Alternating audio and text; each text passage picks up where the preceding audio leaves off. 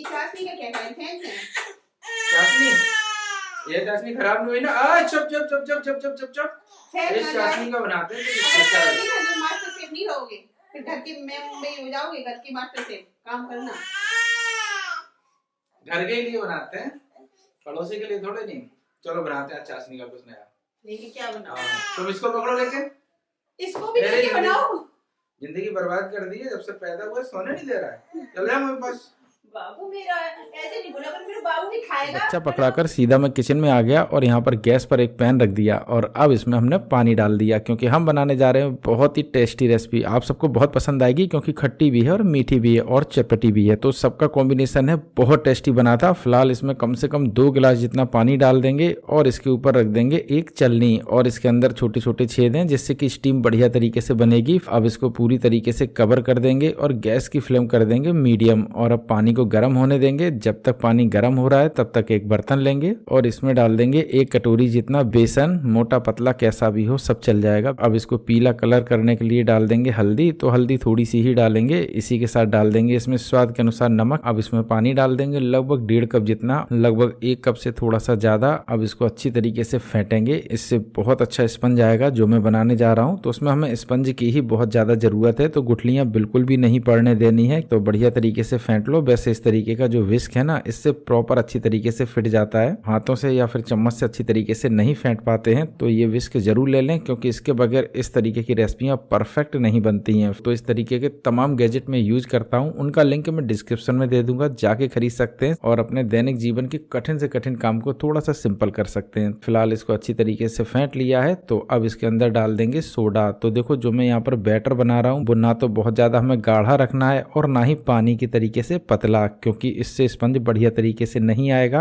और pro tip में ये है कि अगर पतला हो गया तो फिर ये बढ़िया तरीके से स्पंजी नहीं बनेगा और गाढ़ा हो गया तो इसके अंदर दरार आ जाएंगी। तो 2 बातें बस ध्यान रखनी है। अब सोडा के साथ अच्छी तरीके से मिक्स कर लिया है और जो बैटर है ना वो काफी हल्का भी हो गया है। तो यहाँ पर प्रो टिप ध्यान रखनी है कि जब भी सोडा डालें और बैटर हल्का हो जाए तो उसके बाद स्पंज बनाने में बिल्कुल भी लेट ना करें, फटाक से इसको डाल के बना लें, वरना स्पंज उतना बढ़िया तरीके से फूलेगा नहीं। फिलहाल इसे हम इतना पतला रखेंगे और ये काफी हल्का भी हो चुका है। अब इसको एक साइड रख देंगे और अब एक इस तरीके की हम प्लेट लेंगे। प्लेट क्या है, ये थाली नुमा है, मतलब कि किनारा बना हुआ है। बस इसी में थोड़ा सा हम घी, रिफाइंड जो भी हो उससे अच्छी तरीके से इसके ऊपर ग्रीस कर देंगे, मतलब कि चिपका देंगे चारों तरफ, ताकि जो भी स्पंज बनाए वो अच्छी तरीके से छूट जाए। अब तेल को अच्छी तरीके से लगा लिया है, तो जो मैंने बैटर बनाया था बेसन का वो इसके अंदर डाल देंगे। तो पूरा का पूरा डाल देंगे, क्योंकि मुझे पता है कि इस प्लेट में अच्छी तरीके से फूल जाएगा तो बढ़िया स्पंज बनेगा। थोड़ा सा हमें खाली रखना है, बस हमें यह ध्यान रखना है कि जो प्लेट है ना वो आधी से कम ही भरे, क्योंकि ये फूलेगा और दुगने से ज्यादा हो जाएगा। फिलहाल हमने इसमें बैटर डाल दिया है, तो इसको सीधा रख देंगे स्टीमर में। तो पहले हटाएंगे इसकी प्लेट और सीधी कर लेंगे जाली वाली चलनी। अब इसके ऊपर रख देंगे सीधा बैटर और अब इसको ढक देंगे और कम से कम 15 मिनट पकाएंगे। उसके बाद खोल के एक बार चेक करेंगे, लगभग 15 मिनट हो चुका है। अरे बाप रे बाप, ये तो बहुत ज्यादा फूल गया और जो प्लेट है उसके ऊपर चिपक भी गया। खैर इसको हम उल्टा ढक देंगे ताकि जो स्पंज है वो थोड़ा सा अच्छी तरीके से फूल जाए। तो लगभग 10 मिनट और छोड़ देंगे। लगभग 10 मिनट हो चुका है, तो इसे फिर से खोल लेते हैं। तो टोटल इसे 25 से 26 मिनट का समय दिया, तो एक बार हम चेक भी कर लेते हैं। ये देखो बिल्कुल प्लेन चाकू आया बाहर, इसका मतलब कि इसके अंदर अच्छा सा स्पंज आ चुका है। तो अब इसको हम निकाल लेंगे एक कपड़े की सहायता से ताकि जले नहीं। अब इसको हम यहीं पर छोड़ देंगे ठंडा होने के लिए। तो जब तक स्पंज ठंडा हो रहा है तब तक हम लेंगे हरी मिर्च। तो मैंने यहाँ पर अच्छी खासी क्वांटिटी में ली है, आप चाहें तो और भी बढ़ा सकते हैं क्योंकि इसे हमें स्पाइसी भी बनाना होता है। फिलहाल इसके अंदर हम चीरा लगा देंगे, मतलब कि बीच से चीर देंगे। आप चाहें तो इसे जुड़ी रखें या फिर बीच से इसके 2 भाग कर दें। अब हरी मिर्च काट ली है, तो फिर से लेंगे एक पैन और इसमें डाल देंगे 2-3 चम्मच जितना रिफाइंड सोयाबीन ऑयल और अब इसको हम गर्म हो जाने देंगे। तेल गर्म हो चुका है, तो इसके अंदर डाल देंगे राई, आधी चम्मच से थोड़ी सी कम, खैर छोड़ो आधी चम्मच पूरी ही डाले दे रहे हैं। अब इसको थोड़ा सा उटक पटक जाने देंगे। अब ये थोड़ी सी उटक पटक चुकी है, तो इसमें डाल देंगे करी पत्ता और ये तो बिल्कुल तरीके से चटक जाती है। तेल भी इधर उधर फैल जाता है, थोड़ा सा मेरे ऊपर भी आ गया, खैर कोई बात नहीं। अब इसको थोड़ा सा हम बस चटक जाने देंगे। उसके बाद इसमें डाल देंगे हरी मिर्च और 15-20 सेकंड इसको भूनेंगे। ध्यान रखना कि पूरी तरीके से नहीं भूनना है, 15-20 सेकंड बहुत है। लगभग 20 सेकंड हो चुका है और मिर्च आधी भुन चुकी है, आधी ऐसी ही है। बस इसी स्टेज में हमें डाल देनी है चाशनी। तो ये जो गुलाब जामुन की चाशनी बची थी बस वही मैंने डाली है। थोड़ी सी गाढ़ी होती है तो इसे हमें पतला भी करना होता है, लेकिन हम इसको छान के डालेंगे ताकि इसकी जो गंदगी है ना, जो भी प्रकार की रह गई हो वो इसके अंदर ना जाए, तो इसीलिए छान जरूर लेना। चाशनी पूरी की पूरी मैंने डाल दी है, तो थोड़ा सा पानी भी डाल देंगे, मतलब कि जितनी मैंने चाशनी ली है उतना ही पानी डालेंगे। इससे क्या है कि जो चाशनी है वो पतली हो जाएगी, तभी टेस्ट आएगा। लेकिन अभी ये चाशनी बनी नहीं, क्योंकि अभी इसके अंदर डालेंगे वो चीज जिससे कि जो इसका खट्टापन है ना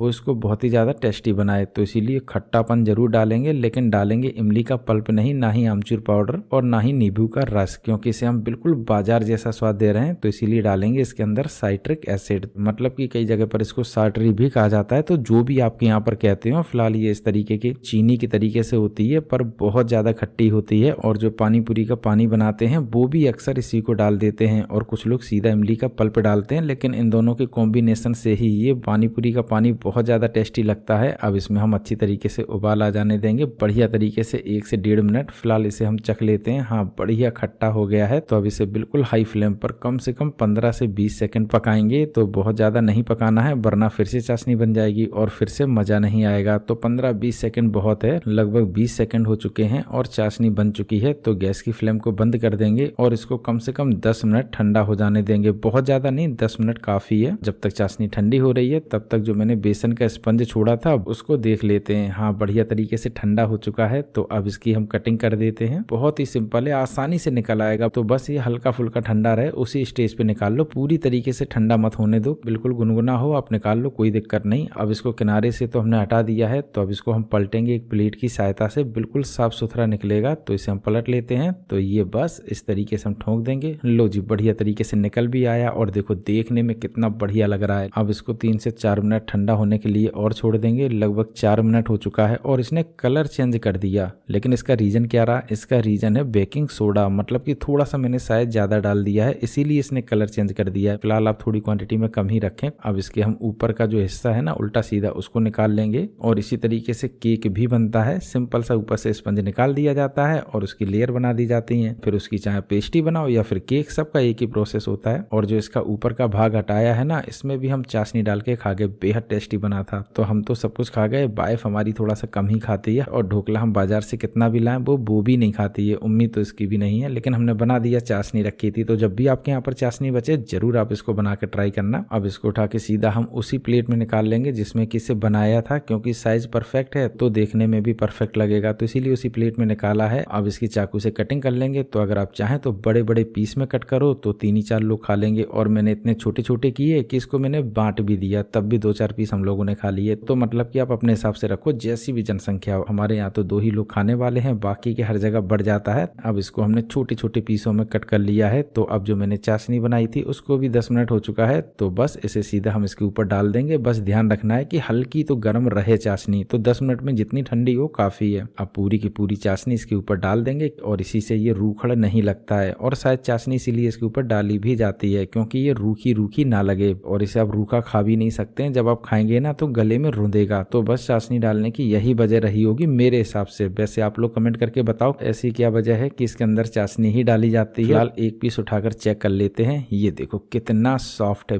बिल्कुल मक्खन की तरीके से, बहुत टेस्टी बना था और स्पंजी भी था। फिलहाल हम पत्नी श्री के लिए थोड़ा सा सर्व कर लेते हैं। वैसे भी वो 1 से 2 ही बाइट लेंगी, मुझे पता है, क्योंकि उन्हें शुगर है और शुगर की वजह से वो कुछ भी नहीं खाती। और पता नहीं क्यों उनको डायबिटीज हो गई, बस प्रेगनेंसी के दौरान हुई, अभी तक जा ही नहीं रही, थोड़ा बहुत बढ़ के ही आ रही है। जबकि वो कुछ भी नहीं खाती है, सिर्फ रोटी सब्जी और चीनी का तो कुछ भी नहीं। और चाय, बस मैंने कहा चाय को छोड़ दो। वैसे आप लोग कमेंट करके बताओ चाय छोड़ने से क्या शुगर यानी कि जो डायबिटीज है वो कंट्रोल में रहेगी? तो कमेंट करके जरूर बताना। और बची हुई चाशनी से ये वाला ढोकला जरूर बनाना। जब भी बनाना तो फीडबैक देना। और रेसिपी पसंद आई हो तो लाइक शेयर सब्सक्राइब भी मार देना, बिल्कुल फ्री है, तो कर लेना।